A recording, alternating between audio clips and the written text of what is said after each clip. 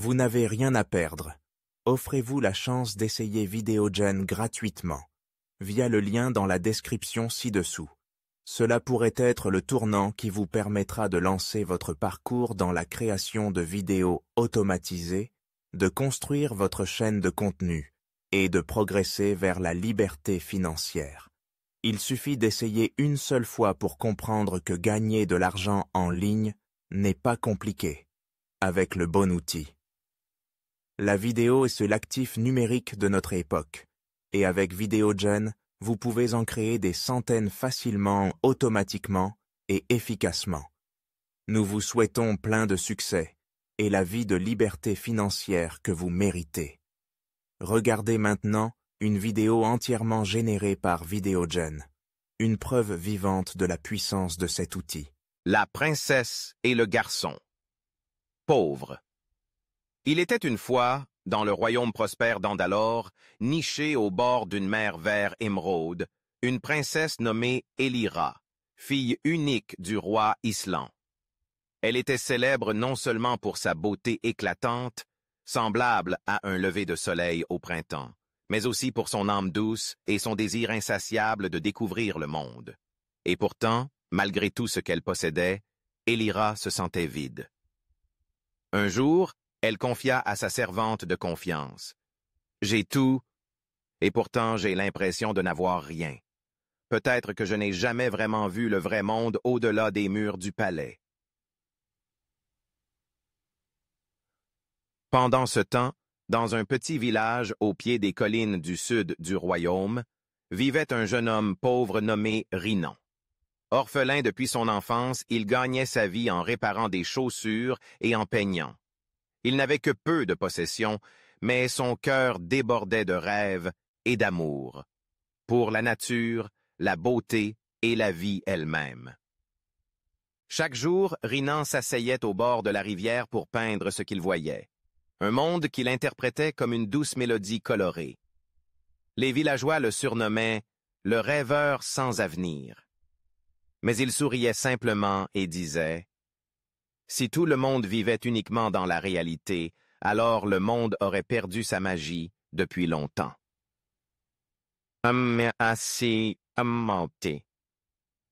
Une rencontre inattendue. Par un matin d'automne frais, Elira demanda à son père la permission de quitter le palais, déguisé, pendant 3 jours, afin de découvrir le royaume. Le roi Islan accepta, à contre-cœur, à condition qu'une garde du palais déguisée en servante l'accompagne. Habillée modestement, sans couronne ni bijoux, Elira parcourut les villages et les marchés avec sa garde Léna. Pour la première fois, elle vit des enfants pieds nus rire et courir, des mains calleuses tisser des paniers, des visages marqués par le temps sourire de bon cœur. Ce soir-là, alors que le soleil se couchait derrière des montagnes violettes, Elira s'aventura par un petit sentier au bord de la rivière et découvrit un jeune homme assis sur un rocher, en train de peindre, la lumière dorée se reflétant dans sa toile comme dans ses yeux. Elle s'approcha doucement. « Que peignez-vous » demanda-t-elle d'une voix douce. « Je peins la lumière que les gens oublient de voir » répondit Rinan sans lever les yeux. Elira sourit. « C'est une drôle de réponse. Et vous êtes la première à rester pour l'entendre » Ils parlèrent un moment. Elira ne révéla pas qu'elle était une princesse, et Rinan ne posa pas de questions. Quand Léna la retrouva, Elira repartit, mais son regard resta fixé sur la toile qu'il terminait. Retour au palais. Et manque silencieux. Elira revint comme promis. Mais son cœur, lui, était resté là-bas, au bord de la rivière, avec le garçon aux yeux profonds comme l'automne. Rinan, lui non plus, ne pouvait l'oublier. Il ne connaissait pas son nom, mais chaque jour, il peignait son visage, ses yeux, l'inclinaison délicate de sa tête. Au palais, Elira devint silencieuse. Les fêtes, les banquets, les prétendants, rien ne l'intéressait plus. Le roi Islan devint soucieux. « Ma fille, on dirait que son cœur ne vit plus entre ses murs. » Une nuit de pleine lune, Elira ne parvenait pas à dormir. Elle écrivit une lettre simple. « Tu peins la lumière. Moi, je la cherche en moi. Si le destin est réel, cette lumière nous réunira. » Elle remit la lettre à un serviteur de confiance et lui demanda de la remettre à un peintre pauvre vivant près de la rivière. La lettre arrive, et l'espoir revient. Quand Drinan lut la lettre, il resta immobile, bouleversé. Bien qu'aucun nom ne soit mentionné, l'écriture, le ton, c'était elle. Il garda la lettre contre lui toute la nuit, les yeux brillants comme un enfant découvrant les étoiles. Elle se souvient de moi. Alors ce n'était pas un rêve.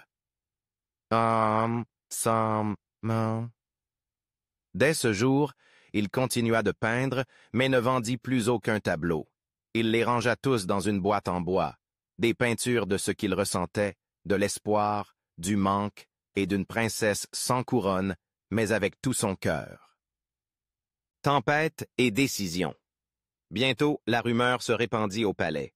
La princesse était amoureuse d'un pauvre peintre. Le roi Islan entra dans une colère noire et convoqua Elira. « Tu veux épouser un pauvre garçon qui peint et répare des chaussures? Tu es une princesse! » Elira le regarda dans les yeux. « Père, être princesse ne veut pas dire que je ne suis pas humaine. Si mon cœur ne peut pas choisir, à quoi bon une couronne? » Furieux, le roi fit arrêter Rinan et l'envoya dans les cachots du palais. Rinan ne résista pas. Il dit seulement « Si je ne peux pas être avec elle, alors laissez-moi lui offrir ceci, ma boîte de tableaux. » Elira reçut la boîte. Lorsqu'elle l'ouvrit, elle découvrit tableau après tableau d'elle-même, souriante, lisant, rêvant, peinte non avec des pinceaux, mais avec le cœur. Elle pleura. Un dénouement inattendu. Le lendemain, Elira demanda à parler à son père une dernière fois. Elle ne supplia pas, ne cria pas. Elle posa simplement la boîte devant lui et dit « Je ne suis pas là pour supplier. Je veux seulement te montrer. Ceci est de l'amour véritable. Il ne réclame ni or, ni trône. » Le roi resta silencieux un long moment. Il regarda les tableaux. Il ne montrait ni palais, ni richesse, seulement sa fille, telle qu'elle était réellement. Il soupira profondément. Si un homme pauvre peut aimer ainsi, alors peut-être qu'il est plus noble que tous les princes que j'ai connus. Le mariage et l'héritage. Quelques semaines plus tard, à la surprise générale, le mariage d'Elira et Rinan fut célébré sur la grande place du royaume. Il n'y eut ni carrosses dorées, ni couronnes étincelantes, seulement des lanternes, des fleurs et des sourires sincères. Rinan ouvrit une école d'art pour les enfants pauvres. Elira fonda une bibliothèque publique. Ensemble, ils ne régnèrent pas en monarques, mais en compagnons, simples, justes et heureux. Et aujourd'hui encore. Dans le royaume d'Andalore, les anciens racontent cette histoire aux enfants. Elle n'a pas choisi la couronne, elle a choisi un cœur. Et lui, il n'a pas acheté l'amour, il l'a peint avec sincérité. Merci d'avoir regardé jusqu'à la fin de la vidéo. Incroyable mais vrai, toute la vidéo que vous venez de voir, contenu, images, voix off et montage, a été créée automatiquement avec VideoGen. Pas besoin de filmer, de monter, ni de compétences techniques. Et le plus beau, c'est que si je peux le faire, vous le pouvez aussi. Avec un simple ordinateur et quelques clics, vous pouvez créer des vidéos professionnelles pour YouTube, TikTok, Facebook ou toute autre plateforme. Testez VideoGen gratuitement via le lien dans la description ci-dessous et commencez aujourd'hui à transformer vos idées en vidéos et vos vidéos en revenus passifs 24/7.